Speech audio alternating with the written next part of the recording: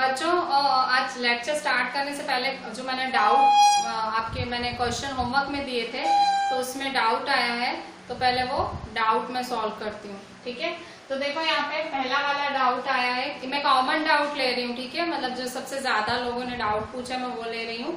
और जो एक और आया है डाउट थोड़ा इजी है, मैं पर्सनली वो सॉल्व कर दूंगी जिसका भी है। मैं एक कॉमन डाउट ले लेती हूँ। ठीक है, a piece of wire of resistance R is cut into 5 equal parts, these parts are connected in parallel if equivalent. अच्छा क्या बोल रहा है, a piece of wire of resistance R is cut into 5 equal parts. ठीक है, piece of wire है, ठीक है, ये वायर है और कितने पार्ट्स में काट रहा है, 5।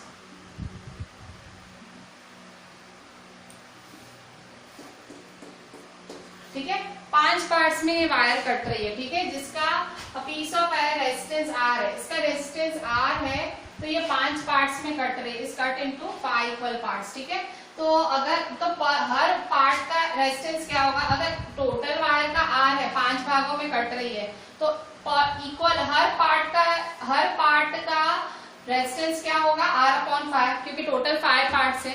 अगर 3 इक्वल पार्ट्स में कटती तो R/3, 5 इक्वल पार्ट्स में कट रही है तो R/5। तो ये R/5,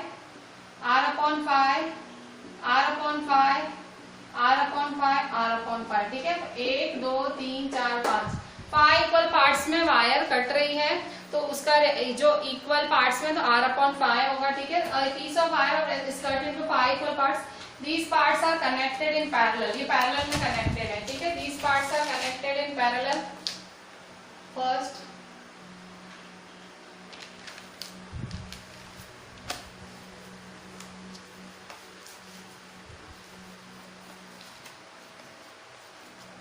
थर्ड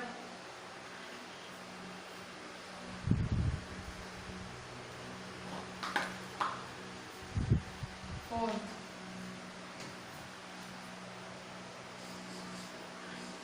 ठीक है, तो इस तरह से ये 5 इक्वल पार्ट्स हैं। ठीक है, आज का लेक्चर है 66। ठीक है, 66 लेक्चर है आज।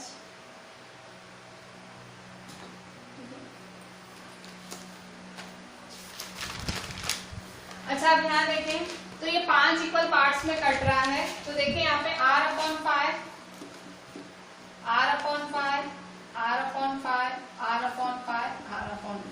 अच्छा अब क्या बोल रहा है, a piece of resistor is cut into these parts are connected in parallel, किसमें कनेक्ट हो रहे हैं, पैरेलल। तो पैरेलल का फॉर्मूला क्या है, 1/Rp is equal to 1/R1 plus 1/R2 plus 1/R3 plus 1/R4 plus 1/R5। ठीक है, तो therefore क्या बोल रहा है, equivalent resistance of this combination is R'। तो क्या इसका आंसर R' आएगा। इक्विवेलेंट रेजिस्टेंस मतलब Rp का आंसर क्या आएगा, R'। तो therefore 1/R' is equal to R1 की जगह क्या रखना है, R/5 प्लस R2 की जगह R/5, R3 की जगह R/5, R4 की जगह R/5, R5 की जगह भी R/5। ठीक है, तो therefore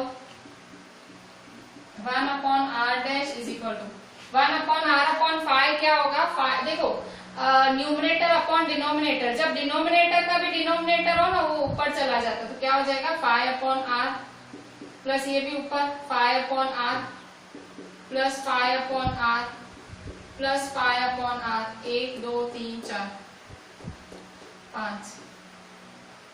ठीक है, तो therefore 1/R' is equal to R common है तो 1 कर दो। ठीक है, तो 5 प्लस 5 प्लस 5 प्लस 5 प्लस 5। ठीक है, तो 1 2 3 4 5। ठीक है, तो कितना होगा ये 25। तो therefore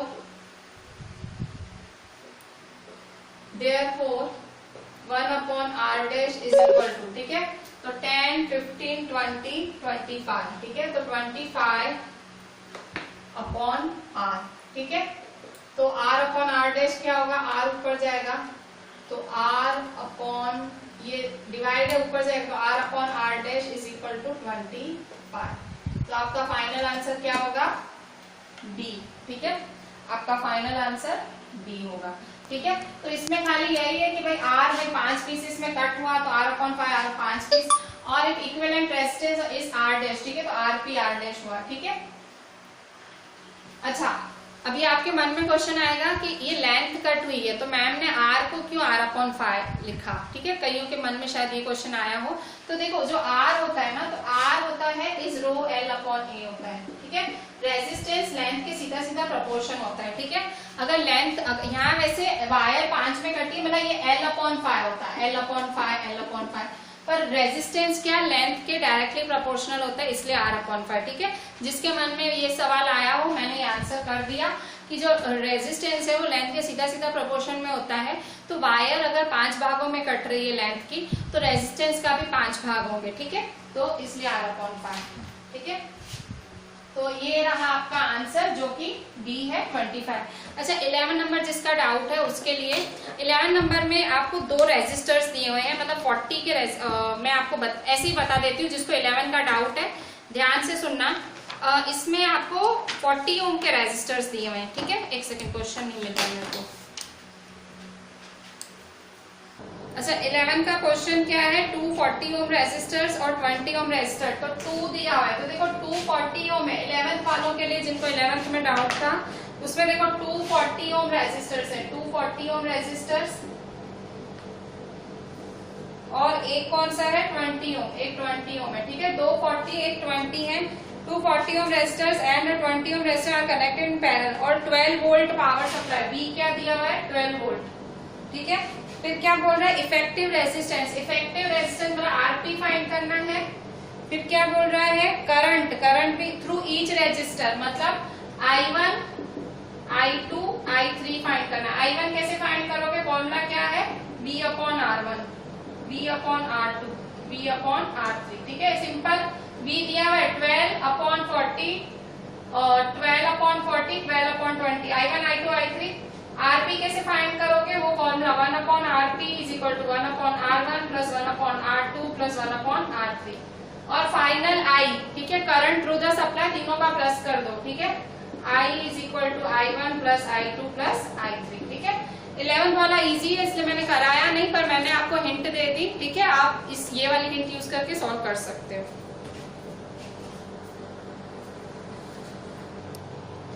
बच्चों, अभी हम कर रहे हैं पेज 221 के एक्सरसाइज, एनसीईआरटी एक्सरसाइज का question 11। Show how would you connect 3 resistors each of resistance 6 ohm so that the combination has a resistance of 9 ohm to 4 ohm, ठीक है। कह रहे हैं 3 रेजिस्टर्स हैं, 3 रेजिस्टर्स हैं, 3 रेजिस्टर्स, और हर किसी का रेजिस्टेंस 6 ओम है। तो बताओ कनेक्शन कैसे करोगे कि 9 ओम आंसर आए और 4 ओम आंसर आए, ठीक है। तो देखो कनेक्शन, देखो 3 रेजिस्टर्स का कनेक्शन कैसे कैसे हो सकते हैं, सोच के देखो सोच के देखो। तीनों का या तो सीरीज में हो सकता है, ठीक है, या तो तीनों का पैरेलल में हो सकता है,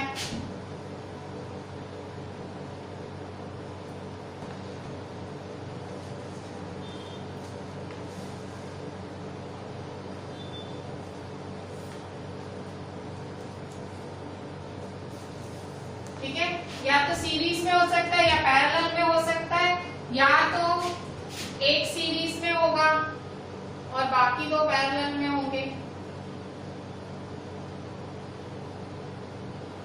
या तो एक सीरीज में होगा, ठीक है, दूसरा भी सीरीज में होगा, ठीक है, और इसके पैरेलल होगा कुछ, ठीक है, इसके पैरेलल होगा कोई, ठीक है।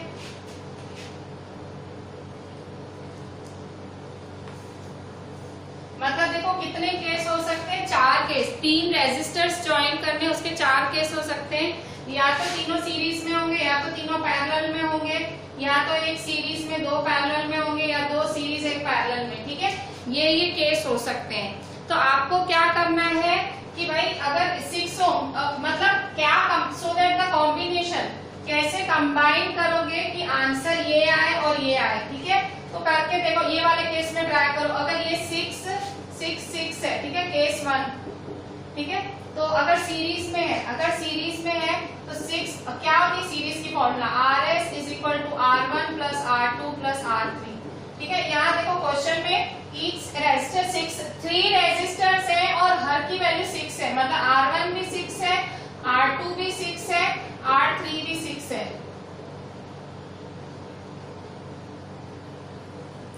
ठीक है, तीनों की 6 ओम वैल्यू है, तो 6 प्लस 6 प्लस 6, ठीक है, 6 प्लस 6 प्लस 6, 6 3 जा 18 ओम। ठीक है, 18 ओम आंसर आया, मतलब ये केस पॉसिबल नहीं है। ठीक है, ये केस पॉसिबल नहीं है, नॉट पॉसिबल। ठीक है, अच्छा अब ये वाला ट्राई करो, ये पैरेलल में, तो 1/Rp is equal to 1/R1 plus 1/R2 plus 1/R3। ठीक है, ये चेक करो, तो देखो यहाँ पे केस 2 चेक करते हैं। ठीक है, केस 2, ठीक है, तो इज इक्वल टू 1/R1 क्या है, फिर से 1/6 प्लस 1/6 प्लस 1/6। ठीक है, तो 6 सेम एलसीएम 1 प्लस 1 प्लस 1। ठीक है, एलसीएम 6 है तो थ्रू आउट 6 से मल्टीप्लाई करो।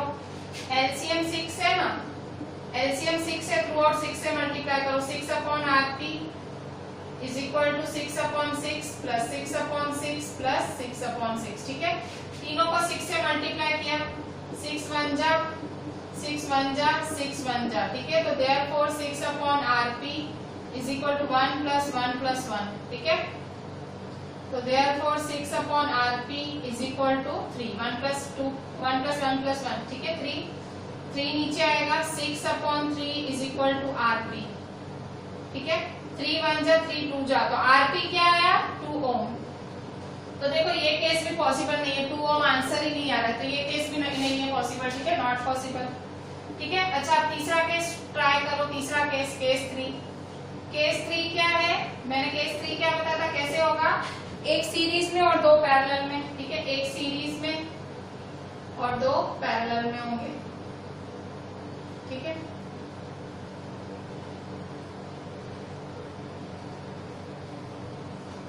ऐसा केस होगा। ठीक है, ये 6 ये 6 ये 6। ठीक है, अब चेक करो, पहले ये पैरेलल सॉल्व करो, तो पैरेलल सॉल्व करो 1/Rp is equal to 1/R1 plus 1/R2। ठीक है, पहले ये R1 है, ये R2 है। ठीक है, इसको R3 बोल दो। ठीक है, R1 R2 को सॉल्व करो, तो 1/6 प्लस 1/6। ठीक है, पहले पैरेलल है तो पैरेलल सॉल्व करोगे ना, फिर सीरीज करोगे, तो Rp, तो 1/Rp 6। ठीक है, थ्रू आउट 6 से मल्टीप्लाई करो, देयरफॉर 6/Rp 6/6 प्लस 6/6। ठीक है, 6 6 का एलसीएम 6 ही होता है, तो देखो यहाँ पे 6 1 जा 6 1 जा 6 1 जा 6 1 जा, तो therefore 6/Rp is equal to 1 plus 1। ठीक है, तो 6/Rp इज इक्वल टू 2। ठीक है, तो therefore 6/2 is equal to Rp। 2 यहाँ डिवाइड किया, Rp ऊपर आया, 2 1 जा 2 3 जा, तो therefore Rp is equal to 3 ohm. अच्छा Rp 3 आया, तो इसका आंसर 3 आया। अब ये इसके साथ सीरीज में हो गया ना, ये सॉल्व करा, इसका आंसर क्या आया 3 आया। ठीक है, इसको सॉल्व किया, इसको तुमने सॉल्व किया, तो इसका देखो क्या हो गया, इसको तुमने सॉल्व करा। ठीक है, तो ये जो तुमने सॉल्व किया ये 3 आ गया ना, तो ये 6 है और ये क्या है 3। ठीक है, ऐसे हो गया, तो ये क्या हो गया सीरीज में। ठीक है, तो Rs इज इक्वल टू ये क्या है R3 और Rp, R3 प्लस Rp, तो R3 क्या है 6, Rp क्या है 3, तो 9 आया। Rs क्या आया 9, तो 9 ओम है आंसर। हाँ देखो फर्स्ट का 9 ओम है, मतलब देखो आ गया ना 9 ओम। एक केस मिल गया, देखो मतलब मैंने 4 में सारा केस ट्राई कर रही हूँ, अगर बुद्धि चल रही है ना तो ये दोनों मत करना। ठीक है, मैं आपको सिखा रही हूँ, इसलिए मैं आपको हर चीज बता रही हूँ कि ऐसे भी हो सकता है ऐसे भी, पर आप जरूर नहीं है, आप मत करना, आपको आइडिया पहले से ही आ जाता है कि ऐसे होगा, तो फालतू में अपना टाइम क्यों वेस्ट कर रहे हो। ठीक है, मैं आपको ये आइडिया देने के लिए मैंने ये 2 केस किए। ठीक है, तो देखो तीसरे केस में मेरे को पहला आंसर मिल गया। ठीक है, मतलब मैंने क्या किया, एक को सीरीज लिया, 2 को पैरेलल किया, इन दोनों का आंसर लाया, इन दोनों को जो आंसर आया इनके साथ प्लस कर दिया, तो देखो मेरा आ गया। ठीक है, अच्छा अब मैं क्या कर रही हूँ, अब फोर्थ केस भी ट्राई कर लेती हूँ। ठीक है, मेरा ये वाला आंसर तो आ गया, फोर्थ वाला।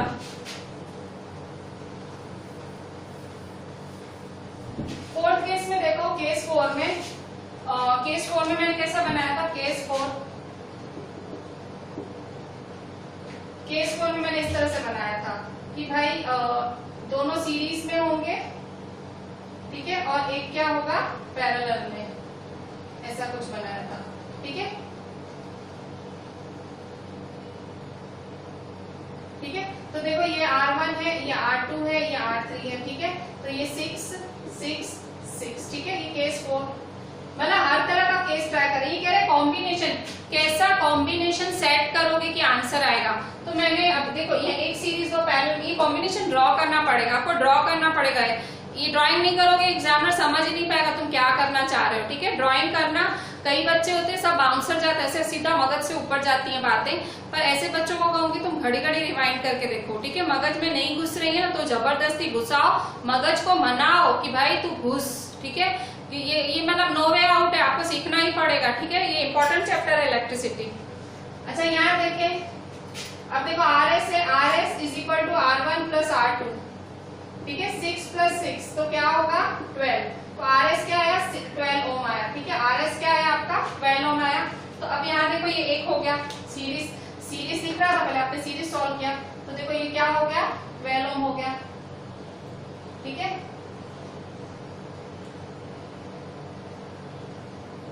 ठीक है, तो ये 12 ओम आया और ये 6 ओम आया, 12 ओम और 6 ओम, तो क्या हो गया पैरेलल हुआ ना। पैरेलल का फॉर्मूला सेट करो, पैरेलल का फॉर्मूला क्या लगेगा 1/Rp is equal to 1/Rs plus 1/R3, ठीक है, 1/Rs प्लस 1/R3।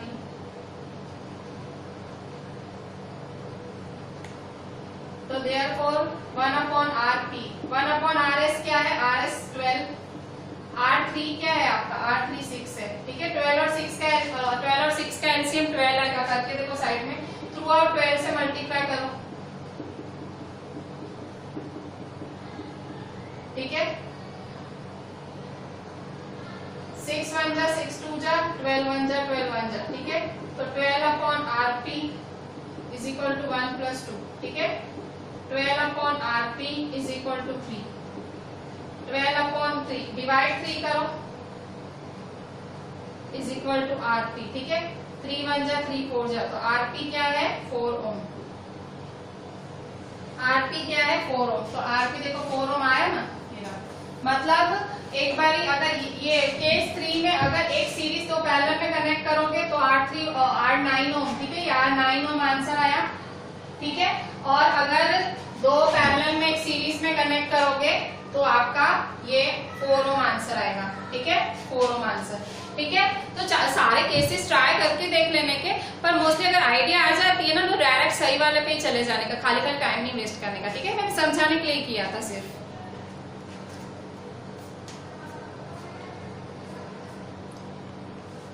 बच्चों अभी यहाँ देखो आपका 13th नंबर इसी एक्सरसाइज का, एनसीईआरटी एक्सरसाइज का पेज 221 का, a hot plate of an electric oven is connected to a 220 volt, ठीक है। 220 वोल्ट मतलब पोटेंशियल डिफरेंस क्या दिया होता है, क्या दिया हुआ है 220 वोल्ट हैज 2 रेजिस्टेंसेस, 2 रेजिस्टेंसेस है, ठीक है, 2 रेजिस्टेंसेस हैं, कॉइल ए और कॉइल बी के, मतलब 2 रेजिस्टेंस दिए, 2 रेजिस्टेंसेस मतलब R1 और R2 दिया हुआ है, ठीक है। क्वेश्चन है hot plate of an electric connected to 220 volt line has 2 resistances, 2 मतलब 2 रेजिस्टेंस दिए हैं R1 R2, coils A and B।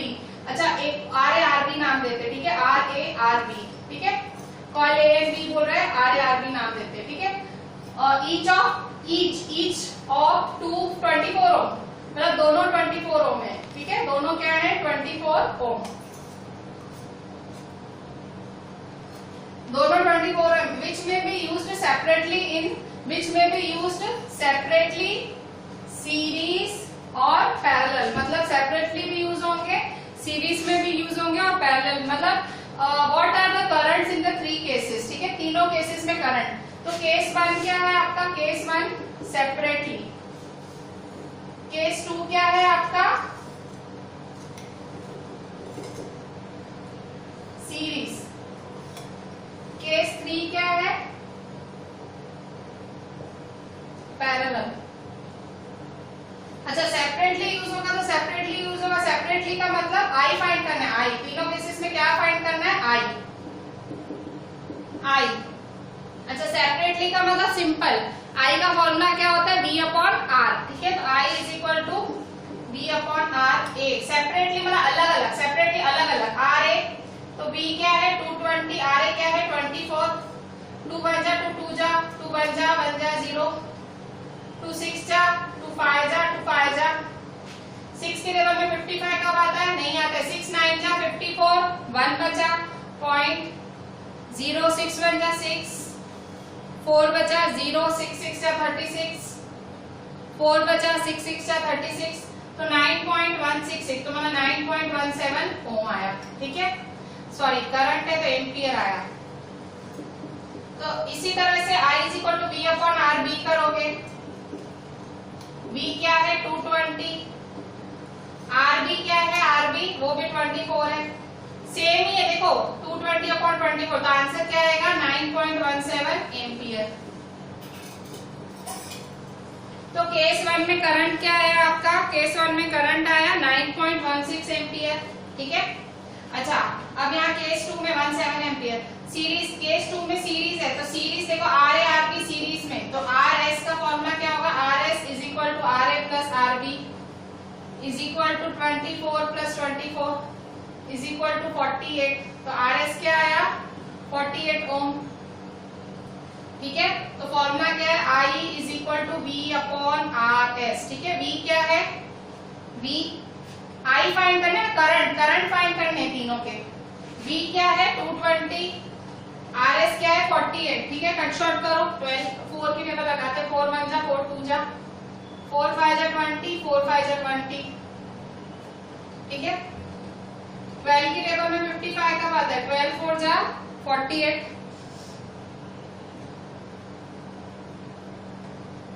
7 बचा, 12 5 जा 60, 4.5 समथिंग आंसर आया। करना है तो करके देख लो ऐसे, ठीक है। 12 4 जा 48, 15 में से 8 गया 7, ठीक है। 0.0, 12 5 जा 60, 10 0, ठीक है। 12 6 जा, ठीक है। 6 2 जा 12, नहीं 8 जा 8 2 जा 16, 8 1 जा 8 9, तो 12 8 जा 96, ठीक है। 4.5, ठीक है। 4.5 एम्पियर, ठीक है। I is equal to 4.5 ampere, ठीक है। अच्छा, अब केस 3 देखें, केस 3 पैरेलल, केस 3 पैरेलल।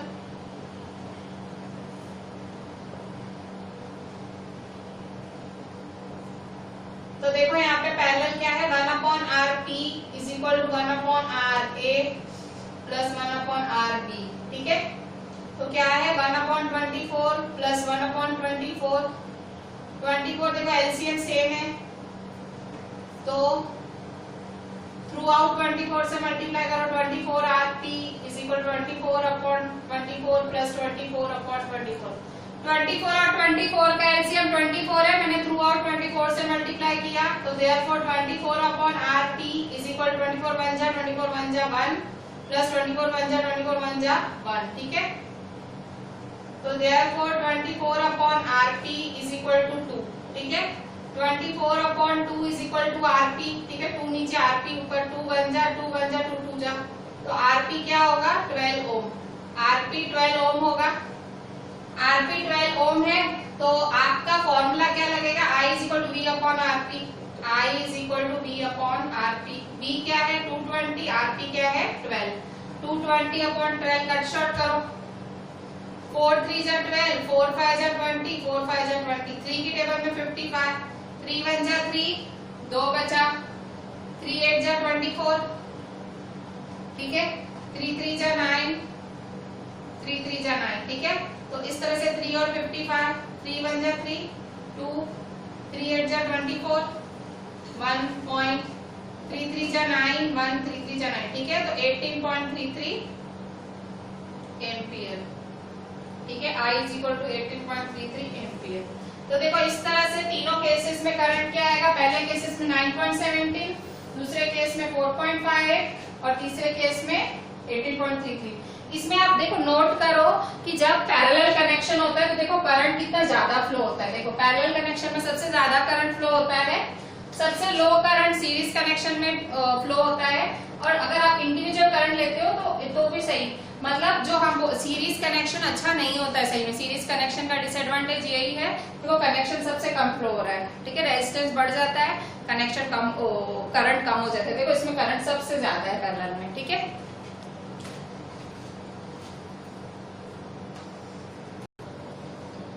बच्चों आज हम heating effect of electric current पढ़ रहे हैं, जो हम ऑलमोस्ट चैप्टर के काफी टॉपिक्स कर चुके हैं, तो अभी 1-2 टॉपिक्स ही बचे हैं, वो कंप्लीट करने के बाद चैप्टर हमारा फाइनल ओवर होएगा।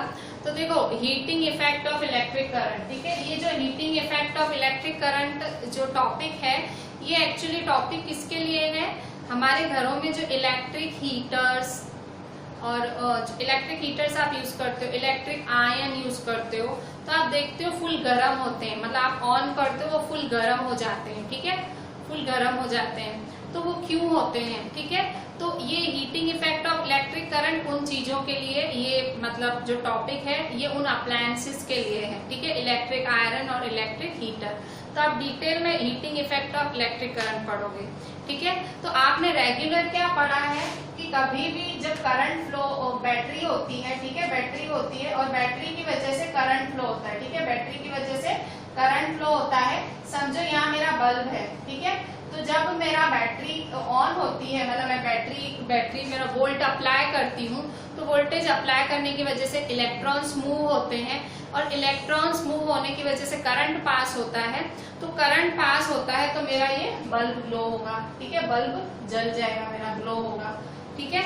इसके बाद अगर इसकी जगह फैन होता, ठीक है, बल्ब की जगह अगर फैन होता, ठीक है, यहाँ बल्ब की जगह समझो फैन है मेरा, ठीक है, फैन है, ठीक है, फिर से वही होगा कि भाई अगर मैंने वोल्ट अप्लाई किया, फिर से करंट पास हुआ, मेरा फैन चल जाएगा, ठीक है। पर अगर इसकी जगह मैं सिर्फ रेजिस्टेंस रख दूं, ठीक है, ये सब हटा के मैं सिर्फ रेजिस्टेंस रख दूं, ठीक है, सिर्फ रेजिस्टेंस, ठीक है।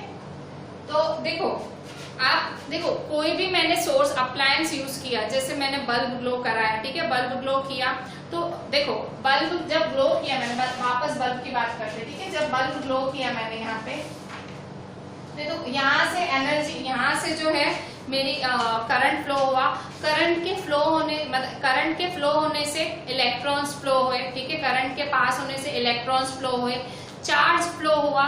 तो चार्ज फ्लो होने की वजह से जो हीट जनरेट, मतलब चार्ज फ्लो होने की वजह से मेरा अप्लायंस चला, ठीक है, मेरा अप्लायंस उसकी वजह से चला, ठीक है। तो हुआ क्या, तो कुछ एनर्जी रिलीज हुई, मतलब अप्लायंस चला कैसे, किसी एनर्जी की वजह से चला, ठीक है। तो अप्लायंस क्या हुआ, उसको एनर्जी की वजह से चला। पर आपको पता है कोई भी कंडक्टर रेजिस्टेंस देता है, ये आपने पढ़ा है ना, कोई भी कंडक्टर, किसी भी कंडक्टर में खुद में एक रेजिस्टेंस होता है, तो उस रेजिस्टेंस से लड़ने के लिए एक एनर्जी रिलीज हुई, ठीक है, तो वही हीट एनर्जी है, ठीक है। उस रेजिस्टेंस से लड़ने के लिए जो एनर्जी रिलीज हुई, देखो कुछ जो, मतलब मैं क्या बता रही हूँ, इलेक्ट्रॉन्स मूव हुए, ठीक है, चार्ज मूव हुआ, चार्ज चला, पर कंडक्टर ने फिर अपना रेजिस्टेंस दिया, ठीक है, मतलब बल्ब के पास भी अपना रेजिस्टेंस होगा, उसने अपना रेजिस्टेंस लगाया, तो कुछ एनर्जी उस रेजिस्टेंस को क्रॉस करने में चली गई, तो कुछ एनर्जी किसमें गई, उसको जलाने में, ग्लो करने में, और कुछ एनर्जी जो बल्ब रेजिस्टेंस दे रहा है, जो बल्ब रुकावट दे रहा है, बल्ब का कंडक्टर रुकावट दे रहा है, उसको ओवरकम करने में जाएगी, ठीक है। तो वही एनर्जी हीट एनर्जी होती है। मतलब आप देखो बल्ब को बहुत ज्यादा टाइम तक ऑन रखो, बहुत मतलब कुछ सेकंड नहीं, बहुत ज्यादा लंबे टाइम तक ऑन रखो, फिर उसका स्विच जाके टच करना, आपको गर्म लगेगा, ठीक है। या आप एसी बहुत ज्यादा लंबे समय तक ऑन रखो, 1-2 मिनट नहीं, 1-2 घंटे 3 घंटे, उसका स्विच फिर टच करना, गर्म हो जाएगा, ठीक है। तो कोई भी अप्लायंस बहुत ज्यादा लंबे समय तक आप ऑन रखते हो, वो हीट एनर्जी जनरेट होती है, ठीक है। जो अप्लायंस में रेजिस्टेंस को ओवरकम करने के लिए जो अप्लायंस लगाता है, वो हीट एनर्जी होती है, तो हीट एनर्जी इस तरह से जनरेट होती है। इसके बाद मैं वही फैन का एग्जाम्पल दिया, सेम फैन को चलाने में एनर्जी लगेगी, पर इसके अलावा जो मतलब एनर्जी रेजिस्टेंस को पार करने के लिए लगेगी, वो as a heat energy release होगी, ठीक है। अच्छा, इसके मतलब अब देखो, मतलब ये हीट एनर्जी रिलीज कैसे हो रही है, रेजिस्टेंस को ओवरकम करने के लिए। जो अप्लायंस जो रेजिस्टेंस दे रहा है उसको ओवरकम करने के लिए। अब समझो ना मैं बल्ब लगा रही हूँ ना मैं फैन लगा रही हूँ, मैं रेजिस्टेंस ही लगा देती हूँ। ठीक है, मैं क्या लगा देती हूँ? रेजिस्टेंस। यही heating effect of electric current का जो मैं अब केस बता रही हूँ वही heating effect of electric current है। मैं इसकी जगह क्या लगा दे रही हूँ? मैं इसकी जगह लगा दे रही हूँ रेजिस्टेंस ही। ठीक है, तो मैं इसकी जगह रेजिस्टेंस ही लगा दे रही हूँ कि भाई मैं रेजिस्टेंस लगा दे रही हूँ। ठीक है, और इस रेजिस्टेंस को मेजर करने के लिए मैं यहाँ एमीटर भी लगा दे रही हूँ। ठीक है, एमीटर भी लगाया। ठीक है, प्लस माइनस माइनस प्लस। ठीक है, करंट फ्लो करा। अच्छा, मैंने फिर वोल्ट मीटर भी लगा रही हूँ। ठीक है, वोल्ट मीटर भी लगाते हैं। ठीक है, मतलब मैंने रेजिस्टेंस लगा दिया, फिर मैंने वोल्ट मीटर भी लगाया। भाई करंट भी मेजर कर लेती हूँ, करंट के लिए मैं प्लग की भी लगा देती हूँ। ठीक है, प्लग की यहाँ लगाओ, यहाँ लगाओ। ठीक है, आपके टेक्स्ट में ऐसा डायग्राम बना हुआ है फिगर 12.13। ठीक है, तो मैंने क्या किया? मैंने बल्ब भी हटा दिया, मैंने फैन भी हटा दिया, मैंने सब हटा के प्योर रेजिस्टेंस लगा दिया कि भाई ओवरकम करो अब। ठीक है, तो क्या देखो पहले जो एनर्जी रिलीज हो रही थी वो अप्लायंस को जलाने में जा रही थी। भाई जैसे बल्ब था, बल्ब को रोशनी देने में जा रही थी, फैन था, फैन को चलाने में जा रही थी। पर अब जो एनर्जी रिलीज हुई सारी की सारी एनर्जी रेजिस्टेंस को, मतलब रेजिस्टेंस सारी की सारी एनर्जी रेजिस्टेंस ही है, तो रेजिस्टेंस क्या कर रहा है? सारी की सारी एनर्जी हीट में कन्वर्ट कर दे रहा है। क्योंकि पहले क्या था? पहले रेजिस्टेंस को कंडक्टर खुद रेजिस्टर है। ठीक है, ये कंडक्टर है, खुद रेजिस्टर है। ठीक है, जो कंडक्टर है उसकी जगह हमने रेजिस्टेंस ही रख दिया है। तो रेजिस्टेंस का तो काम ही क्या है? हीट एनर्जी में कन्वर्ट कर देना। ठीक है, रेजिस्टेंस क्या करता है? वो रेजिस्टेंस मतलब ओवरकम करने के लिए हीट एनर्जी में कन्वर्ट करा देता है। तो क्या सारी की सारी एनर्जी किसमें कन्वर्ट हो जाएगी? हीट में। ठीक है, तो यही हमारा हीटिंग इफेक्ट ऑफ करंट है। ठीक है, मतलब हीटिंग इफेक्ट ऑफ करंट जब हम इस तरह से रेजिस्टेंस लगाते हैं और करंट पास कराते हैं तो सारी एनर्जी हीट के फॉर्म में रिलीज होती है। तभी आप इलेक्ट्रिक हीटर घरों में यूज कर पाते, क्योंकि सारी की सारी एनर्जी हीट में कन्वर्ट हो जाती है। ठीक है, मतलब बिल्कुल पानी गर्म हो जाएगा, आयन, ठीक है, तरह चालू करो और तुरंत वो गर्म हो जाता है। ठीक है, तो उसकी वजह से वो होता है। ठीक है, उनमें निक्रोम करके सब्सटेंस यूज होता है। ठीक है, निक्रोम जो होता है, निक्रोम होता है, उसमें वो खुद भी एक हाईली रेजिस्टेंस वाला सब्सटेंस होता है। उसमें खुद में ही इतना ज्यादा रेजिस्टेंस होता है और वो उसकी कॉइल होती है, मतलब इन अप्लायंसेस में, हीटर्स में, आयंस में कॉइल निक्रोम की बनी हुई होती है। ठीक है, निक्रोम अलॉय की बनी हुई होती है। तो ये इतना कॉइल्ड होता है, इतना ज्यादा ऐसे कॉइल्ड होता है। ठीक है, ये कॉइल क्यों होता है इतना ज्यादा? कि वो उतना ज्यादा रेजिस्टेंस पैदा करे। एक तो निक्रोम खुद हाई रेजिस्टेंस वाला कंडक्टर है, एक हाई रेजिस्टेंस वाला है, अलॉय है। ठीक है, और इसके अलावा उसकी जो कॉइल है, उसकी कॉइल भी इतनी ज्यादा वो मतलब इतनी ज्यादा नंबर ऑफ टर्न्स इतने ज्यादा होते हैं, उसकी वजह से उसका रेजिस्टेंस और बढ़ जाता है और इसलिए हीटर और आयन तुरंत गर्म हो जाते हैं। आप जैसे ही स्विच ऑन करो 1-2 सेकंड के अंदर वो गर्म होना चालू हो जाते हैं। Heating effect of electric current इन्हीं अप्लायंसेस के लिए बनाया गया था। ये जो पूरा जो heating effect of electric current, ये जो टॉपिक है, इन अप्लायंसेस को समझाने के लिए बनाया गया है। ठीक है, तो इसमें डिराइव भी करना है आपको डेरिवेशन में। ठीक है, तो डिराइव भी करेंगे। डेरिवेशन में क्या है? तो डिराइव कैसे करोगे? तो आपको हीट की एनर्जी, हीट की फॉर्मूला डिराइव करनी है। ठीक है, हीट की फॉर्मूला डिराइव करनी है और पावर की भी फॉर्मूला, मतलब पावर भी लगेगा ना, ये जो हीट आपने प्रोड्यूस की उसको प्रोड्यूस करने में पावर भी लगेगा। तो अभी इस टॉपिक में आपको 2 फॉर्मूला डिराइव करनी है। ठीक है, तो पहली फॉर्मूला है आप पावर की डिराइव करोगे। ठीक है, तो अच्छा, अभी जब आपने ये चैप्टर स्टार्ट किया था पढ़ना तो मैंने एक फॉर्मूला बताई थी, potential difference is equal to work done upon charge. ये फॉर्मूला जब चैप्टर स्टार्ट हुआ था दूसरी तीसरी फॉर्मूला थी। क्या थी? Potential difference is equal to work done upon charge. ठीक है, we know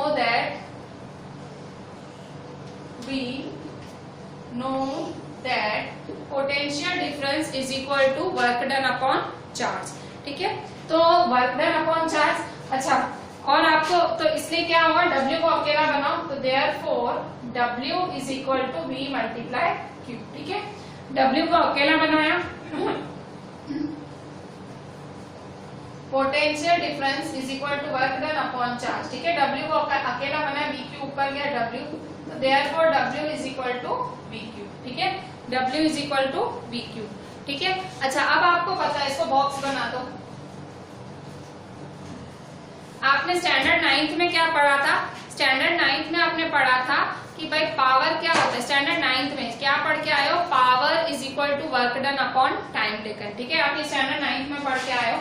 we know that power is equal to work done upon time taken. ठीक है, ये आप स्टैंडर्ड 9th में पढ़ के आए हो। P is equal to E upon T या P is equal to W upon T, ये आप स्टैंडर्ड 9th में पढ़ के आए हो, W अपॉन टी। बट W क्या है, VQ, तो therefore P is equal to VQ upon T। ये कहां से आया VQ, बिकॉज 1। ठीक है, अच्छा अब इसको अरेंज कर लो। Q की जगह क्या लगा दो, Q की जगह क्या लगा दो, VQ की जगह Q अपॉन टी। ठीक है, मैं इसको अरेंज कर रही हूँ Q upon T. Q upon T को खाली मैंने साथ में लिखा। अच्छा Q अपॉन टी क्या होता है, what is Q upon T, याद करो ये चैप्टर स्टार्ट किया था। Q is equal to I T, charge is equal to current into time. ठीक है, तो Q अपॉन टी क्या होता है, I। ठीक है, because I is equal to Q upon T. ठीक है, current is equal to charge upon time. ठीक है, तो VI P is equal to VI, देखो एक फॉर्मूला मिल गया आपको पावर का, पावर का एक फॉर्मूला मिल गया। ये फॉर्मूला आपको सम्स में भी यूज होगा। ठीक है, ये फॉर्मूला सम्स में भी यूज होगा। ठीक है, अच्छा P is equal to VI। ठीक है, तो अब क्या करेंगे, पावर का एक और फॉर्मूला निकालते हैं। आप V की जगह क्या डाल सकते हो, ओम्स लॉ के हिसाब से। ठीक है, ओम्स लॉ के हिसाब से क्या डाल सकते हो, तो therefore P is equal to I R into I. क्यों, because V is equal to I R, Ohm's law V is equal to I R, Ohm's law की वजह से V is equal to I R, तो therefore P is equal to I square R. तो ये power की दूसरी formula आ गई। ठीक है, तो ये देखो दो फॉर्मूला आपकी पावर की तैयार, P is equal to VI और P is equal to I square R. ठीक है, अच्छा फिर से 9th में क्या पढ़ के हो, वही power is equal to work done upon time, power is equal to energy upon time, ऐसे फॉर्मूला पढ़ के आए हो आप 9th में। हम करना क्या चाह रहे हो, हम हीटिंग इफेक्ट ऑफ इलेक्ट्रिक, हम H फाइंड करना चाह रहे हैं, H की फॉर्मूला निकालना चाह रहे हैं। और H क्या है, H हीट क्या है, एनर्जी है। ठीक है, तो फिर से वी नो दैट क्या पता है, power is equal to energy upon time. ठीक है, power is equal to energy upon time. ठीक है, power is equal to energy upon time, तो एनर्जी क्या है, therefore energy is equal to P, therefore P into T is equal to energy. ठीक है, P ऊपर चला गया, P into T is equal to energy, तो therefore energy is equal to P into T, energy is equal to P into T। ठीक है, मैंने क्या किया, वी नो दैट, WKT मतलब हमें पता है, क्या पता है, power is equal to energy upon time. ठीक है, तो power into T is equal to energy, पर यहाँ हमारी एनर्जी क्या है, हीट है, तो क्या लिखेंगे, therefore H is equal to P into T। ठीक है, अच्छा H is equal to P into T, तो देखो अब पर P क्या है, P तो क्या है आपका VI, कहाँ गया P VI, ये देखो फाइंड किया ना आपने, बिकॉज 1। P क्या है आपका VI, इसको 1 दे दो, बिकॉज 1। ठीक है, P is equal to VI, अच्छा 2 दे दो, बिकॉज 2, इसको 2 दे दो, तो because 2 VI, because 2 H is equal to VIT। ठीक है, तो ये आपकी एक फॉर्मूला आ गई, P is equal H is equal to VIT। ठीक है, ये फॉर्मूला भी सम्स में बहुत यूज होती है। ठीक है, अच्छा और B की जगह फिर IR डाल दो, therefore H is equal to IR। ठीक है, B की जगह क्या डाला, IR, because Ohm's law, B is equal to IR। ठीक है, तो इज इक्वल टू आई जा आई स्क्वायर RT। ठीक है, तो H is equal to I square RT। ठीक है, यही H is equal to I square RT को जूल्स लॉ ऑफ हीटिंग बोलते हैं। क्या बोलते हैं, H is equal, this is known as Joule's law of heating.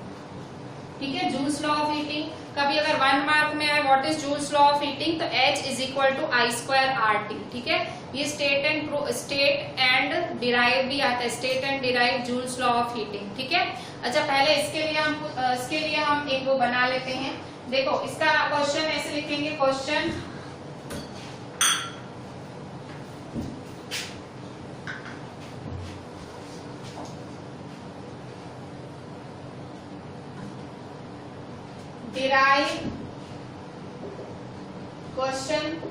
derive Joule's law of heating। ठीक है, ये क्वेश्चन है derive Joule's law of heating. तो जूल्स लॉ ऑफ हीटिंग का लॉ कैसे डिराइव करोगे, फिर से देख लो। आपको पता है कि V is equal to W upon the potential difference is equal to work done upon charge. फिर आपने क्या किया, W को अकेला बनाया, Q ऊपर गया, W is equal to VQ। ठीक है, फिर आपको पता है वी नो दैट, क्या पता है, power is equal to work done upon time. Standard 9th में पढ़ के आए हो, power is equal to work done upon time. तो W क्या होता है, पर W है VQ बिकॉज 1। ठीक है, पर Q अपॉन T क्या होता है, I। ठीक है, तो P is equal to VI आया, इसको 2 दे दो। P is equal to VI आया, इसको क्या दे देंगे, 2। ठीक है, अभी V की जगह IR डाल दोगे तो P is equal to I²R। ठीक है, फिर से वी नो दैट, क्या पता है, P is equal to energy upon time. आपको पता है P is equal to energy upon time. तो एनर्जी को अकेला बनाओ, T ऊपर गया, energy is equal to P into T। पर ये एनर्जी किस में कन्वर्ट हो रही है, हीट में। तो heat is equal to P into T। ठीक है, P क्या है, VI है। ठीक है, तो H is equal to VIT। ठीक है, बट B की जगह क्या लिखेंगे, IR। तो H is equal to I²RT। This is known as Joule's law of heating. ठीक है, this is known as Joule's law of heating. ठीक है, जूल्स लॉ ऑफ हीटिंग ये है, H is equal to I²RT is Joule's law of heating. ठीक है, तो इस तरह से ये आपने heating effect of electric current में Joule's law of heating derive किया। ठीक है, heating effect of electric current क्या है, जब आप एक प्योर रेजिस्टर यूज करते हो, आपके इलेक्ट्रिक सर्किट में प्योर रेजिस्टर यूज करते हो, तो आपका सारा रेजिस्टेंस क्या किसमें लग जाता है, आपका मतलब जो सारा रेजिस्टेंस है वो किसमें कन्वर्ट कर देता है, एनर्जी को हीट में कन्वर्ट कर देता है। ठीक है, सारी एनर्जी रेजिस्टेंस को कन्वर्ट करने में ही लग जाती है। ठीक है, और सब हीट एनर्जी में ही कन्वर्ट हो जाता है। ठीक है, मतलब कंडक्टर क्या करता है, कंडक्टर रेजिस्टेंस प्रोड्यूस करता है, और रेजिस्टेंस फिर रेजिस्टेंस प्रोड्यूस करता है। तो सामने मतलब वो जो वोल्ट आता है वो उससे लड़ता है रेजिस्टेंस से, तो सामने जो एनर्जी कन्वर्जन हो जाता है सारा हीट एनर्जी में हो जाता है। ठीक है, सारा जो एनर्जी कन्वर्जन है हीट में हो जाता है। तो ये आपने, this is known as Joule's law of heating. ठीक है, अगर फिर ये देखो, ये आपने डिराइव किया, derive Joule's law of heating. ठीक है, इसके बाद क्वेश्चन है state Joule's law of heating. State, इसका स्टेटमेंट लिखना है, state Joule's law of heating. ठीक है, स्टेटमेंट भी देना है। तो स्टेटमेंट कैसे दोगे, तो देखो ये जो फॉर्मूला है ना, इससे पढ़ के हीट एनर्जी, देखो ये है ना फॉर्मूला, इससे पढ़ के आप इसका स्टेटमेंट लिखोगे। स्टेटमेंट लिखना है, स्टेट करना है, लिखना है। कैसे लिखोगे, the heat energy is directly proportional to the square of electric current. Heat energy is directly proportional to the resistance of the conductor. Heat energy is directly proportional to the time. This is known as Joule's law of heating. ठीक है, Joule's law of heating page number 217 पे statement लिखा हुआ है। Page number 217 पे 217 पे ऊपर side में सर्किट बना हुआ है। साइड में ये सर्किट बना हुआ है और सर्किट के लेफ्ट साइड पे लिखा हुआ है this is known as Joule's law of heating लिखा हुआ है ना, उसके बाजू में लिखो, देखो the law implies that the heat produced in a resistor is 1 directly proportional to the square of current, directly proportional to the square of current, directly proportional to the resistance for the given current, directly proportional to the resistance of the given current, and directly proportional to the time for which current flows through the resistor। ठीक है, तीनों के directly proportional होता है। ठीक है, directly proportional मतलब यहां तक आप लिखोगे। ठीक है,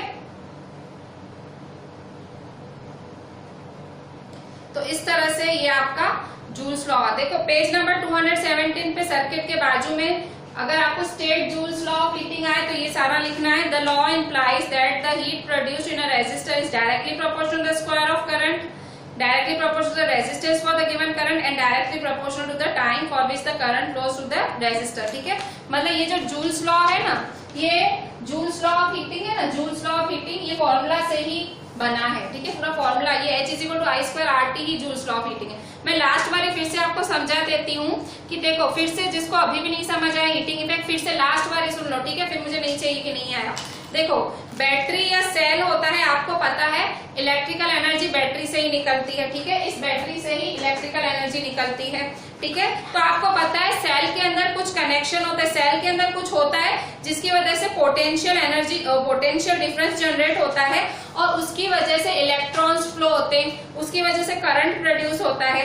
ठीक है, तो हम रेजिस्टेंस लगाते हैं। ठीक है, तो करंट को मेंटेन करने के लिए थोड़ी एनर्जी रिलीज होती है। ठीक है, करंट बाई रेजिस्टेंस से लड़ने के लिए थोड़ी एनर्जी रिलीज होती है।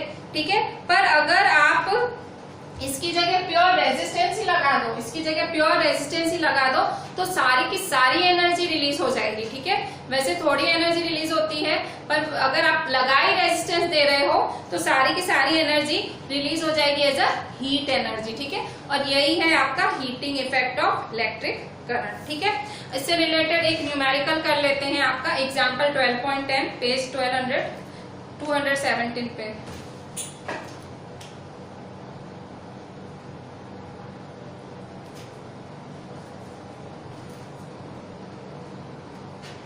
बच्चों अभी एग्जाम्पल देख लो, पेज 207 में एग्जाम्पल 12.10।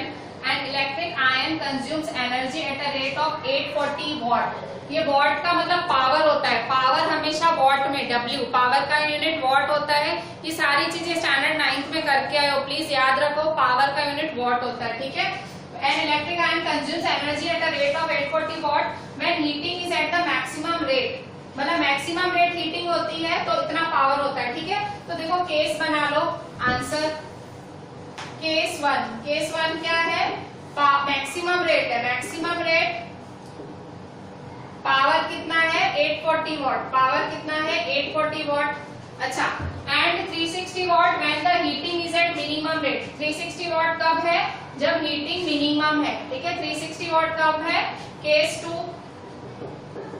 ठीक है, मिनिमम रेट है हीटिंग, मिनिमम रेट मतलब कितनी हीटिंग, पावर कितना है 360 वॉट। ठीक है, 360 वॉट पावर है, मिनिमम इतना।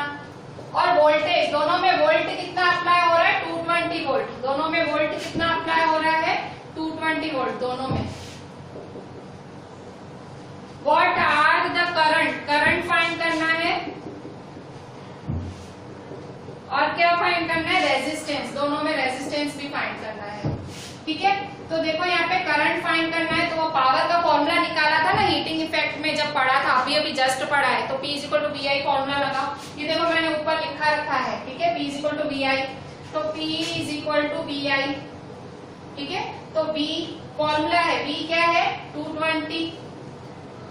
अच्छा, आपको नहीं फाइंड क्या करना है, P = VI में I फाइंड करना है ना, I, तो I को सब्जेक्ट बनाओ, तो therefore P/V = I, therefore I = P/V। P क्या है 840, V क्या है 220। ठीक है, जीरो के साथ जीरो कैंसिल करो। ठीक है, जीरो के साथ जीरो कैंसिल, 2 11 जा, 2 4 जा, 2 2 जा। ठीक है, तो 42/11 हुआ। ठीक है, 42/11 हुआ, तो 11 3 जा 33, 12 में से 3 गए 9.0, 11 8 जा 88, 2 0, 11 2 जा, सॉरी 11 1 जा 11, 9 0, 11 8 जा 88। ठीक है, तो 3.818, इसका मतलब 3.82। जब देखो 2 डिजिट में लिखना हो ना, तीसरा डिजिट अगर 5 से ज्यादा हो ना, ये ऑटोमेटिक एक बढ़ जाता है 3.82। ठीक है, तो आंसर क्या आया 3.82 एम्पियर। ठीक है, तो आई क्या आया 3.82 एम्पियर आया। ठीक है, 3.82 एम्पियर आपका आई आया। ठीक है। अच्छा आप क्या करेंगे, अभी रेजिस्टेंस भी तो फाइंड करना है, इसने रेजिस्टेंस भी बोला है तो रेजिस्टेंस भी फाइंड करो, ठीक है। रेजिस्टेंस फाइंड करो इसका, रेजिस्टेंस का फिर से V is equal to I R पता है ना, ओम्स लॉ। ओम्स लॉ क्या होता है, V is equal to I R, पर R को सब्जेक्ट बनाओ तो V upon I is equal to R, ठीक है। तो R is equal to V upon I, ठीक है।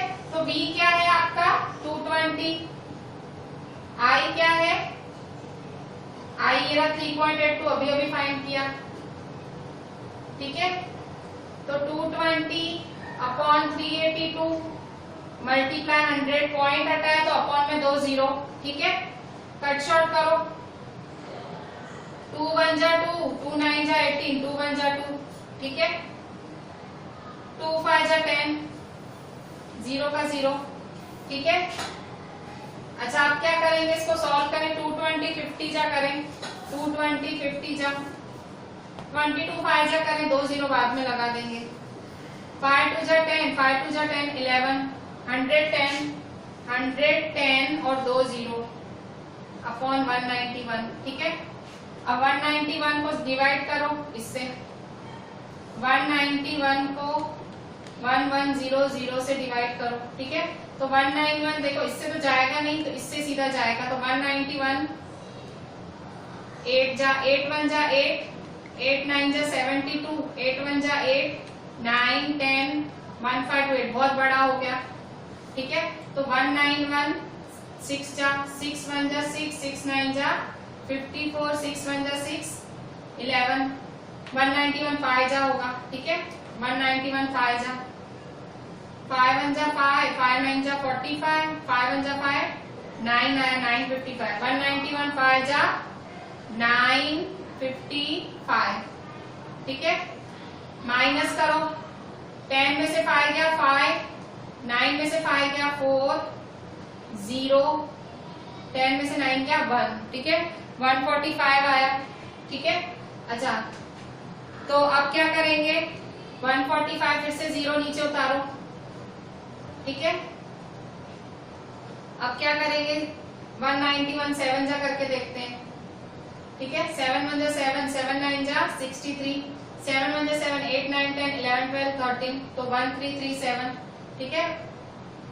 क्या है आंसर, 191 7 जा 1337, ठीक है। 1337, ठीक है। 10 में से 7 गए 3, 4 में से 3 गए 1, ठीक है। 4 में से 3 गए 1, ठीक है। अब 1 में से 1 गया 0, फिर से पॉइंट लगाएंगे, ठीक है। पॉइंट लगाएंगे, ये मैं फिलहाल मिटा देती हूँ, ठीक है। क्लियर नहीं हो रहा है ना, मिटा देती हूँ उसको। देखो अब फिर से पॉइंट लगाएंगे, ठीक है। पॉइंट लगाएंगे फिर से, ठीक है। तो 0 लगाया, तो देखो 191 5 जा फिर से करेंगे, 5 1 जा 5, 5 9 जा 45, 5 1 जा 5, 6 7 8 9 955, ठीक है। 5 जा 955, ठीक है। 10 में से 5 गया 5 2, 12 में से 5 गया 7 0, 10 में से 9 गया 1, ठीक है। फिर से 0 1750, ठीक है। तो 191 9 जा लगा के देखें, 9 1 जा 9, 9 9 जा 81, 9 1 जा 9, 9 प्लस 8 17, 1719, ठीक है। 10 में से 9 गया 1, 4 में से 1 गया 3, ठीक है। तो 31 आया, ठीक है। और आगे नहीं बढ़ाती हूँ, इतना ही रखती हूँ, 57.59, ठीक है। तो इसका आंसर क्या आया, R इज इक्वल टू 57.59 ओम, ठीक है। इतना रेजिस्टेंस मिला आपको 57.59 ओम, ठीक है। अच्छा 60 आगे भी करूंगी तो शायद कोई नंबर आए 60 हो जाए, पर 57.59 ओम मेरा एग्जैक्ट आया। अच्छा इसके बाद देखो, अब ये वाला केस 2 कर रहे थे, केस 1 में इतना, मैक्सिमम में इतना, मिनिमम देखो, minimum rate P is equal to 360 watt है, वोल्टेज उतना सेम है 220 वॉट, I फाइंड करना है, R फाइंड करना है, ठीक है। I और R फाइंड करना है, तो कैसे फाइंड करेंगे, P is equal to V into I, तो 220 360 I, 360 upon 220 is equal to आई।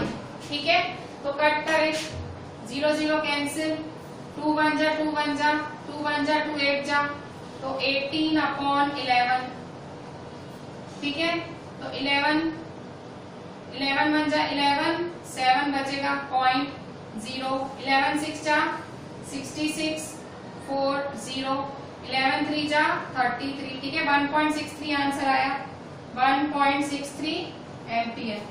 देखो यहाँ करंट कितना था, यहाँ करंट देखो कितना आया था 3.82, यहाँ आया 1.63, क्योंकि उतना ही आधा हो गया ना, उसका पावर आधा हो गया। ठीक है, आगे भी सॉल्व करो, क्या आएगा, 10 में से 3 क्या 7। ठीक है, तो 0 6 11 6 जा 66। ठीक है, 3 पॉइंट तक जाते हो 4, तो यहाँ देखो 1.636 आया ना, तो ऑटोमेटिक 1.64 हो जाएगा। 1.636 है, इसको जूम करो थोड़ा, 1.636 है, तो यहाँ देखो 636 है ना, तो 6 है, तो ये देखो 1 बढ़ जाएगा, तो 1.64 हो जाएगा। ठीक है, I is equal to 1.64 ampere. ठीक है, अच्छा अब यहाँ देखो, ये आपका I आया। अच्छा फिर से क्या करोगे, फिर से B is equal to I R, तो R is equal to B upon I।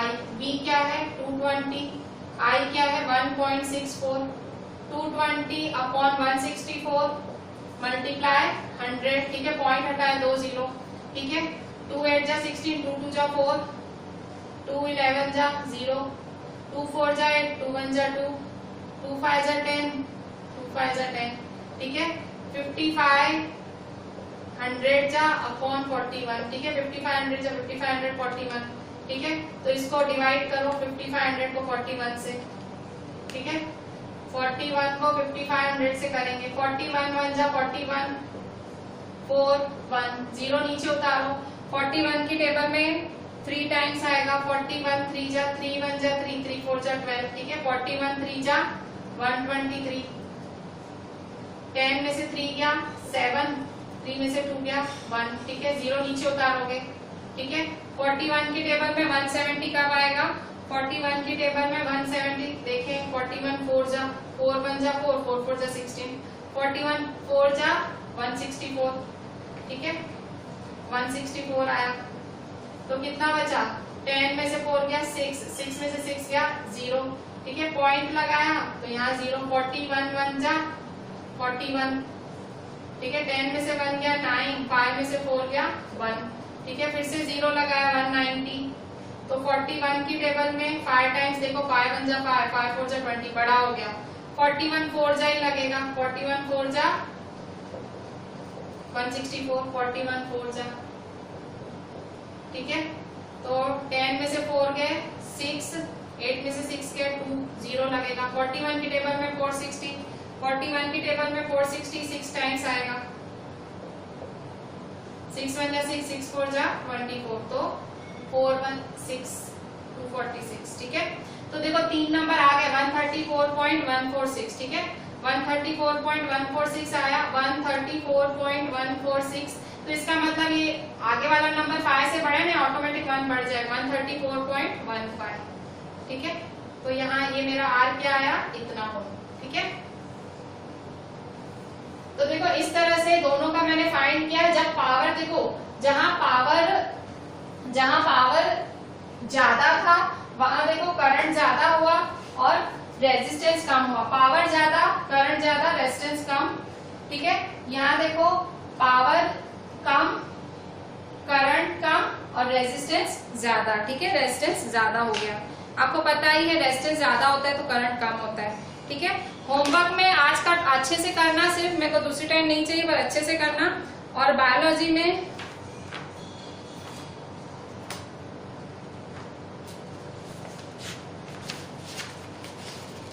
ये वाला आपका प्लांट शोइंग जियोट्रोपिज्म, जियो पेज नंबर 121 बायो के डायग्राम्स हैं। जियोट्रोपिज्म, जियो मतलब जमीन, ट्रोपिज्म मतलब उनसे होने वाले मतलब उनकी ग्रोथ। ठीक है, तो जियोट्रोपिज्म मतलब जब प्लांट नीचे की तरफ ग्रो करते हैं। ठीक है, ये बायोलॉजी में फिगर 7.6। ठीक है, प्लांट शोइंग जियोट्रोपिज्म फिगर 7.6 दो बार ड्रॉ करनी है। ठीक है, और आज जो भी कराया मतलब अच्छा 2 टाइम में आप है ना हीटिंग इफेक्ट ऑफ डेरिवेशन करना, derive Joule's law of heating और state Joule's law of heating, ये 2 बार ही लिखना और ये बायो के डायग्राम 2 बार ही बनाना, ठीक है, क्योंकि ये दोनों इंपॉर्टेंट है इसलिए। चलें, थैंक यू।